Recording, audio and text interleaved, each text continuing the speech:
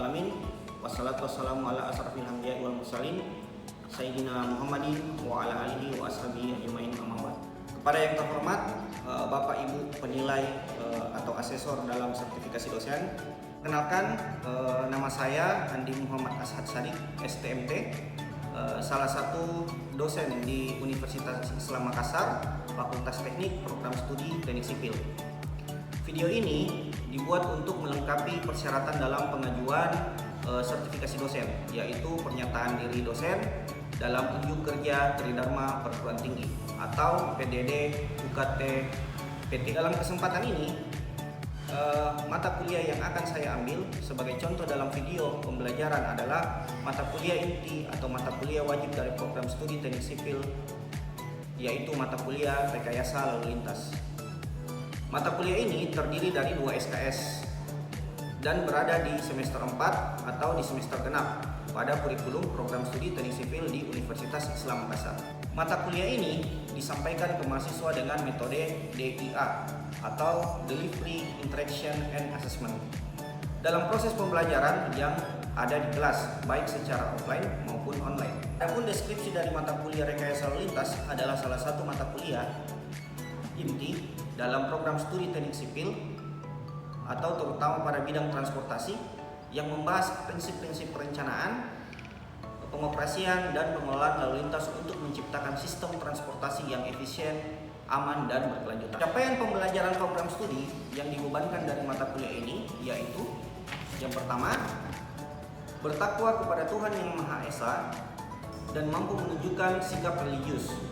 Yang kedua, bekerja sama dan memiliki kepekaan sosial serta kepedulian terhadap masyarakat dan lingkungan. Yang ketiga, menunjukkan sikap bertanggung jawab atas pekerjaan di bidang keahlian secara mandiri.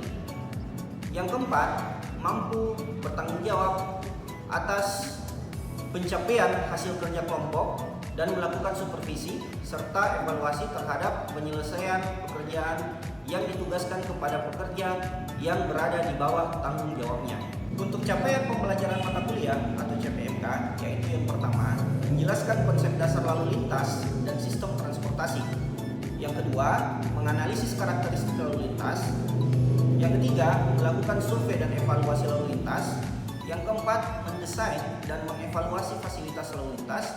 Dan yang terakhir, yang kelima, menyusun solusi peningkatan kinerja lalu lintas melalui manajemen dan rekayasa. Dalam mata kuliah ini memiliki pokok pembahasan yang menarik karena tidak hanya memperhatikan teori yang telah ada sejak lama, tapi kami memadupadankan dengan perkembangan zaman dan kebutuhan proyek lapangan. Pokok pembahasan dari mata kuliah ini yang pertama, pendahuluan rekayasa lalu lintas, yang kedua sistem transportasi, yang ketiga elemen dasar lalu lintas, yang keempat karakteristik arus lalu lintas, yang kelima metode pengumpulan data lalu lintas, yang keenam analisis volume dan kapasitas jalan, yang ketujuh pengendalian dan manajemen lalu lintas, yang kedelapan persimpangan sebidang, yang kesembilan persimpangan tidak sebidang, yang kesepuluh kinerja jalan dan simpang, yang kesebelas manajemen kebutuhan perjalanan, yang kedua-belas perencanaan lalu lintas, yang ke-13 audit dan evaluasi kinerja lalu lintas, dan yang terakhir yaitu mereview dan konsultasi proyek mini. Lalu referensi yang kami gunakan dalam mata kuliah ini itu cukup banyak. Salah satunya diantaranya yaitu MKJI atau Manual Kapasitas Jalan Indonesia, dan upgradean terbarunya yaitu PKJI atau Pedoman Kapasitas Jalan Indonesia, di mana referensi ini menjadi acuan resmi nasional dalam perencanaan dan evaluasi kinerja jalan. Adapun pendukung referensi dari mata kuliah ini itu cukup banyak. Salah satunya kita ambil dari artikel-artikel ilmiah, khususnya dari mancanegara atau internasional dan Indonesia. Mata kuliah ini aspek penilaiannya terdiri dari beberapa poin. Yang pertama, kehadiran 30%, tugas 10%, ujian tengah semester 30%, dan ujian akhir semester 30%. Berikut adalah contoh video pembelajaran yang akan dilakukan dalam proses offline atau luring di dalam kelas. Mari kita simak. Bismillahirrahmanirrahim. Assalamualaikum warahmatullahi warahmatullahi wabarakatuh. Waalaikumsalam warahmatullahi wabarakatuh. Alhamdulillah, puji syukur kita panjatkan kehadirat Allah Subhanahu wa taala karena atas berkat dan rahmat-Nya sehingga kita dapat berkumpul di tempat ini guna melanjutkan materi kita yang minggu lalu, yaitu mata kuliah rekayasa lalu lintas ya. Sebelum kita memulai materi kita, saya persilakan dulu ketua tingkatnya untuk memimpin doa ya. Mungkin saudara Irwan silakan tolong memimpin. Memulai perkuliahan kita pada hari ini, alangkah baiknya kita berdoa dulu sebelum memulainya. Berdoa.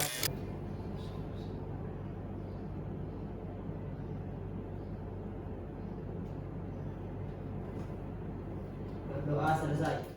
Sebelum kita memulai materi kita pada hari ini, saya persilahkan kalian absen di akun Smart Kampus masing-masing. Ya, silakan absennya. Gimana, sudah absen semua? Baik. Materi sebelumnya kan kita membahas terkait mengenai definisi rekayasa lalu lintas, ya. Dimana, oke, sebelum saya mau tanya dulu. Apa sih sebenarnya itu rekayasa lalu lintas? Coba siapa namanya tadi? Fadil. Coba Fadil, apa itu rekayasa lalu lintas, Fadil? Rekayasa lalu lintas yaitu mengatur lalu lintas. Itu saja. Ya, Pak. Ada yang lain? Mungkin siapa? Coba kamu Fadila, apa definisi dari rekayasa lalu lintas?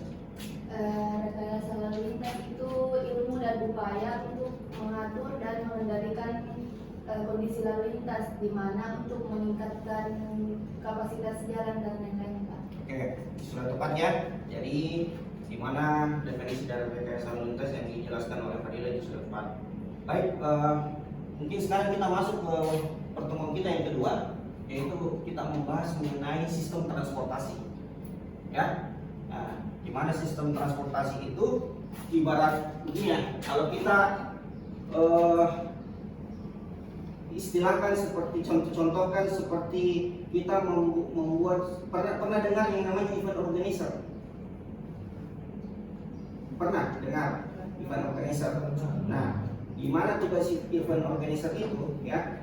Dia merancang, mendesain bagaimana acara itu mulai dari awal sampai akhir supaya jadi sukses. Nah, begitu juga dengan sistem transportasi, di mana kita merencanakan jalan supaya jalan ini lebih efektif, bisa digunakan sampai ke tujuan. Sudah paham? Oke. Ya, prasarana transportasi manusia, di mana di sini manusia itu ibaratnya pengguna jalan dan petugas jalan. Tetapi itu kalau pengguna jalan kan ya seperti kita ini ya, di mana kita melalui jalan itu. Nah, sedangkan kalau petugas itu ya mungkin bisa disebut dengan perhubungan ataukah polantas ya. Nah, ada juga aturan lalu lintas dan manajemen dan teknologi transportasi. Ya, di mana sarana transportasi itu yang dimaksud yaitu alat angkut atau kendaraan yang digunakan ya, seperti transportasi darat, transportasi laut ya. Ada juga transportasi udara ya. Nah, di mana transportasi darat itu ya yang kalian punya ya, motor, mobil. Nah, ada juga kalau transportasi laut itu ya kapal laut, perahu, dan transportasi udara itu ya pesawat ya, contohnya. Terus selanjutnya ada prasarana transportasi ya, di mana prasarana transportasi ini fasilitas penunjang pergerakan kendaraan, di mana prasarannya yaitu jalan raya ya, kereta api, bandara, pelabuhan. Nah, itu yang dimaksud dengan prasarana dari transportasi. Nah, selanjutnya aturan lalu lintas ya, di mana aturan lalu lintas ini ya kalau kita lihat di pinggir-pinggir jalan ada rambu-rambu atau marka jalan ya. Nah, terus ada lampu lalu lintas, traffic light atau apil ya. Nah, terus ada peraturan lalu lintas di mana batas kecepatan itu tidak boleh melebihi sekian kilometer per jam ya. Nah, terus ada hak pejalan kaki di mana harus menggunakan helm juga dan harus mempunyai yang namanya SIM. Nah, itu dari segi aturan.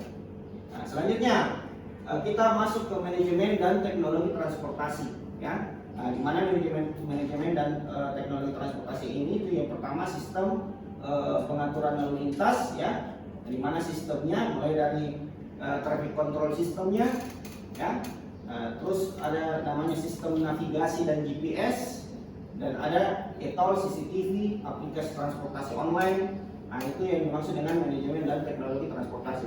Sekarang kan itu transportasi kan sudah berkelanjutan ya, dimana berkelanjutan kita yang dimaksud dengan transportasi berkelanjutan itu sudah didukung dengan yang namanya sistem ya. Kayak contohnya kalau kalian ke Jalan Petarani, di Jalan Petarani itu kan sudah ada semua kayak kita di foto ya. Nah, padahal itu kita di CCTV, di mana CCTV itu dia merekam apakah kita tidak menggunakan helm, apakah kita tidak menggunakan seatbelt ya. Nah, itu fungsinya manajemen dan teknologi transportasi. Nah, kalau kita sekarang ini sudah mengatakan yang namanya transportasi berkelanjutan.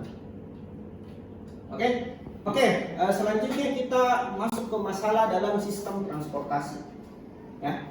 Nah, di mana masalah-masalah yang sering terjadi di transportasi itu yang pertama ya, kemacetan ya, kecelakaan, polusi udara ya, sampai kerusakan jalan yang sering kamu lihat setiap harinya ya toh. Di mana kemacetan khususnya ya, kesini saja yang kalau mungkin waktunya kesini itu cuma 30 menit, bisa saja sampai 45 menit karena adanya kemacetan. Nah, kita masih kota kota masih tidak seperti Jakarta. Kalau kita ke Jakarta, nah, itu kita harus berangkat subuh. Kenapa? Karena kita menghindari kemacetan.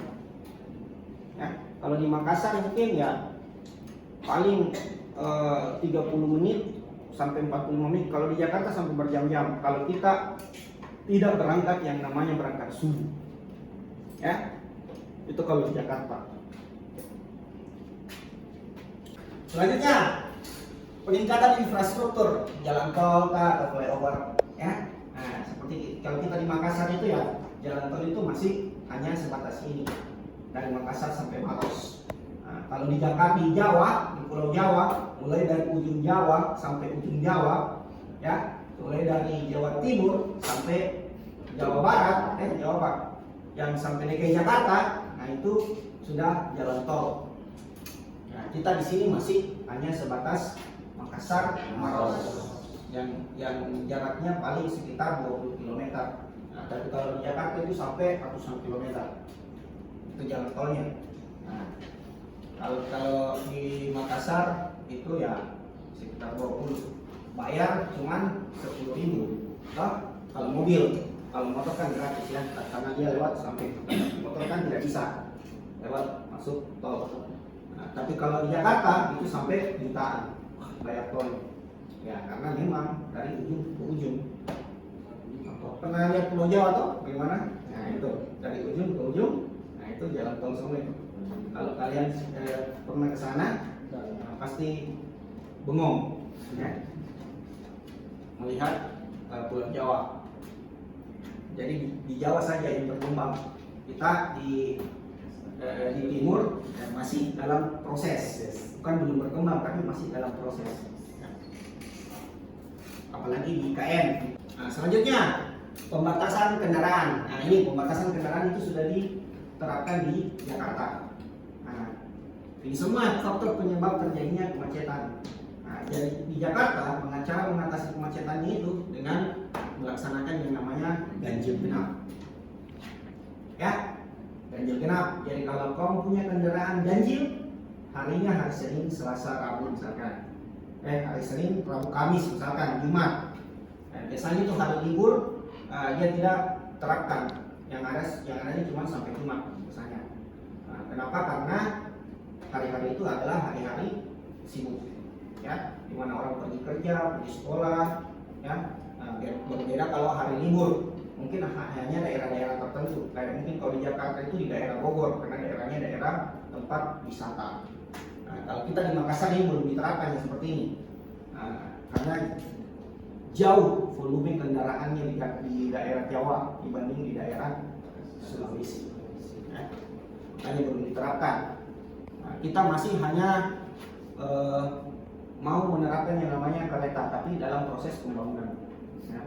Nah, terus ada semacam busway Maminasata kalau di Makassar, kan? Nah itu juga belum terlalu efektif. Banyak yang lebih menggunakan yang namanya transportasi khusus, yaitu ojek atau mesin. Kenapa? Karena banyak orang-orang tua yang tidak tahu yang namanya tap, apalagi beli yang isi tapnya ini. Karena orang masuk itu, apalagi yang pakai sekarang ya, pakai QRIS. Nah, banyak orang tua yang tidak tahu yang seperti itu. Mungkin hanya seumuran kalian saja yang bisa menggunakan aplikasi itu. Tapi kalau orang tua, nah dia tidak tahu. Itu saja dia pesan Gojek, dia suruh anaknya biasa. Kata? Oke, sampai di sini ada yang mau ditanyakan? Mungkin siapa? Nah, angkat tangan yang mau bertanya. Oke, Aam. Saudara Aam. Nah, saya sebelumnya makasih atas kesempatannya, Pak. Nah, pertanyaan saya mengenai jalan di depan kampus. Ya, kenapa jalan di depan kampus? Nah, sebelum ada lampu merah atau traffic light di depan, kemacetan tidak ada, Pak, di jalan tersebut, di depan tersebut. Nah, apa solusi dan upaya untuk mengatasi tersebut, Pak, kemacetannya? Oke, pertanyaannya yang bagus. Mari kita beri aplaus dulu. Pertanyaannya bagus, ya. Kenapa di depan kampus itu sering macet? Selama ada namanya apil atau traffic light, ya. Nah, begini deh, kita di depan itu sebenarnya direncanakan ada namanya jalan lingkar. Jadi sebenarnya itu perempatan. Perempatan itu dibuat karena ada jalan terus tembus ke tol. Maka dibuatkan traffic light. Itu perencanaan tata kota yang saya tahu di pemerintah kota, PU kota. Ya. Nah, makanya nanti itu kenapa dibuatkan ini traffic light? Karena memang ada perempatan nanti ke depan. Nah, tapi belum sekarang. Maka dibuatkan memang yang namanya traffic light.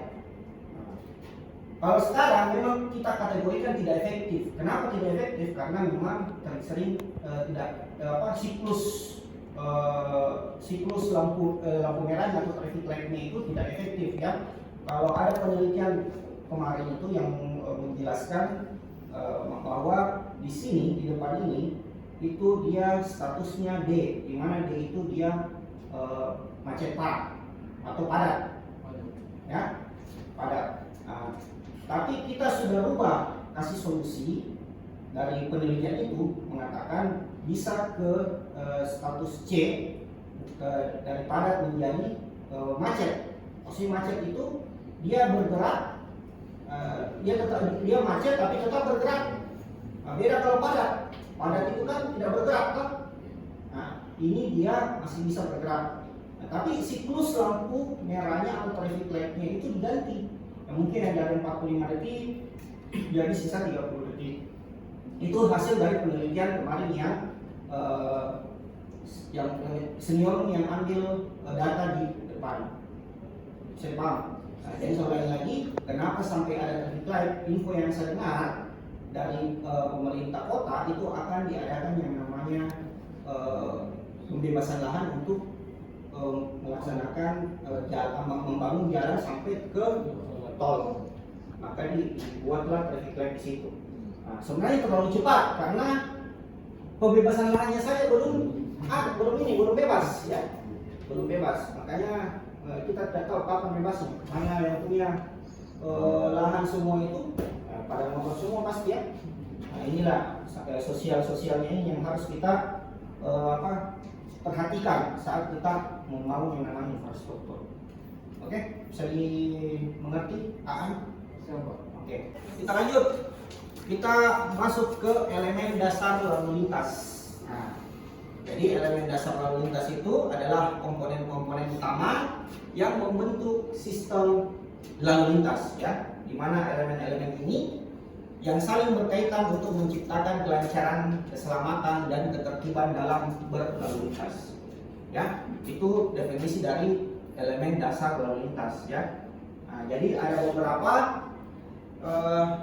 elemen dasar dari lalu lintas itu. Yang pertama manusia, ya, nah, di mana manusia ini atau sebagai pengguna jalan, nah itu semua orang yang menggunakan jalan, baik sebagai pengemudi, penumpang, ya, pejalan kaki, dan petugas lalu lintas. Nah itu tadi, ya, di mana pengemudinya yaitu yang menggunakan motor, ya, bus, truk, nah, sampai ada yang menggunakan sepeda, ya, yang kendaraan yang tidak bermotor, kan bermesin, ya. Nah, terus penumpang, ya, di mana kendaraan umum atau kendaraan pribadi, pejalan kaki, ya, nah ini juga pejalan kaki. Nah, terus petugas lalu lintas, di mana petugas lalu lintas ini, nah itu polisi, dishub, ya, nah, dan petugas parkir yang sah, petugas parkirnya, bukan yang ilegal. Selanjutnya yang kedua, faktor kendaraan, ya, di mana yang tadi manusia, yang kedua adalah kendaraan. Di mana kendaraan di sini ada transportasi yang digunakan di jalan, di mana kendaraan bermotor, ya, di antaranya motor, mobil, bus, dan truk, ya. Terus ada kendaraan tidak bermotor, nah ini sepeda, beca, nah, terus kendaraan umum dan kendaraan pribadi. Nah, itu dari segi kendaraan. Terus yang ketiga itu ada jalan dan lingkungan atau sarana dan prasarana. Selanjutnya hubungan antar elemen. Nah, dari ketiga elemen ini, ya, manusia, kendaraan, dan jalan. Ya. Di mana dari ketiga elemen ini itu harus saling mendukung. Nah, di mana manusia itu harus patuh aturan. Ada sendiri kata pasti kamu semua yang sering lakukan. Nah, dari segi kendaraan itu harus layak jalan. Dimana kalau kendaraanmu tidak layak jalan, pasti satu gitu pengaruhnya. Belum ada keimanmu, tidak ada bensinmu. Nah, itu yang sering terjadi. Tapi kalau dibilang dikategorikan rusak, nah itu jarang. Nah, kecuali memang kau tidak ganti oli berapa tahun. Dari segi jalan itu harus dipelihara dan lengkap fasilitasnya. Nah, ini dari tiga ini saling berhubungan, ya, saling mendukung. Mana jika salah satu saja bermasalah, ya, nah, misalnya pengemudi ugal-ugalan, atau jalan rusak, nah, maka keselamatan lalu lintas akan terganggu. Nah, itulah sistem transportasi, ya, dimana sistem transportasi ini ibarat event organizer, ya, dimana kamu membuat acara ini mulai dari awal, mungkin kalau kita dari Mappetuada, nah, sampai dengan pestanya, ya, dari beberapa rangkaian ini kamu yang atur. Nah, begitu juga dengan yang namanya sistem transportasi. Sampai di sini ada yang belum jelas? Sampai di sini mungkin ada yang mau ditanyakan? Tadi kita sudah selesai, ya, untuk elemen dasar lalu lintas.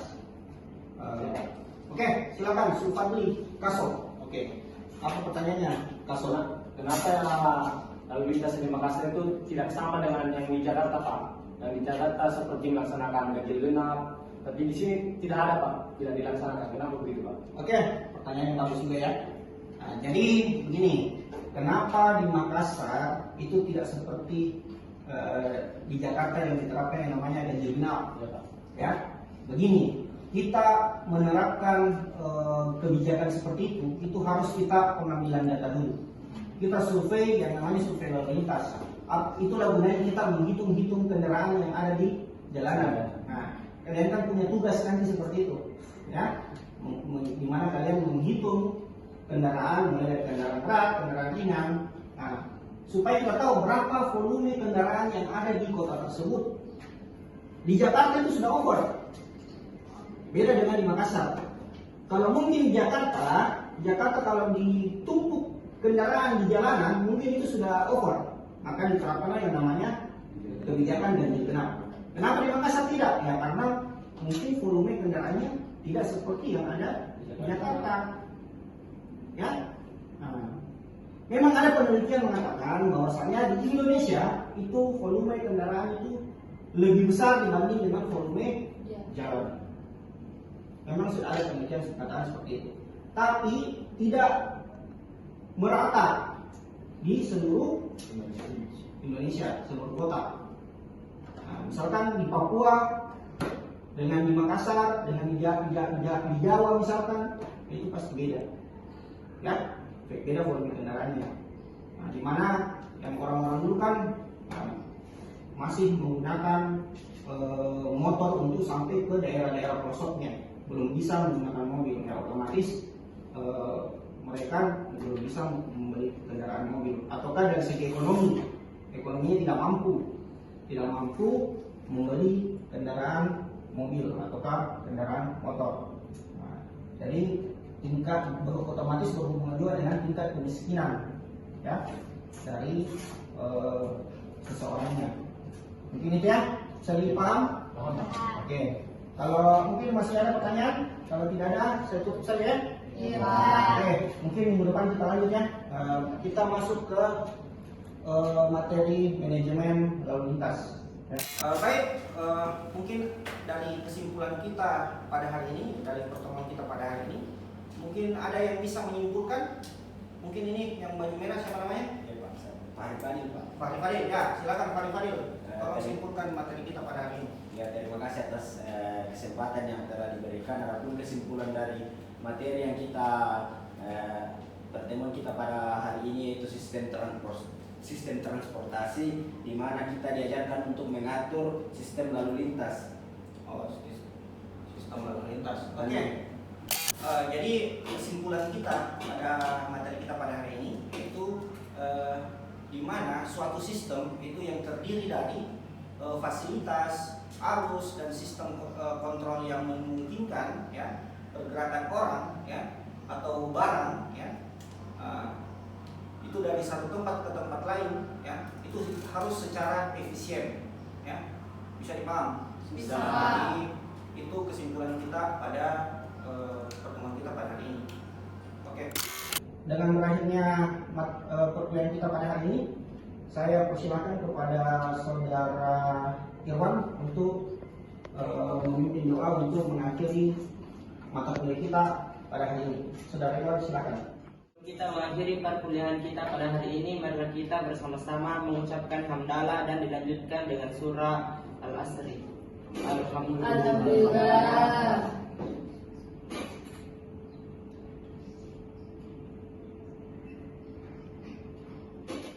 Ucapkan dengan ucapan Wassalamualaikum warahmatullahi wabarakatuh. Waalaikumsalam warahmatullahi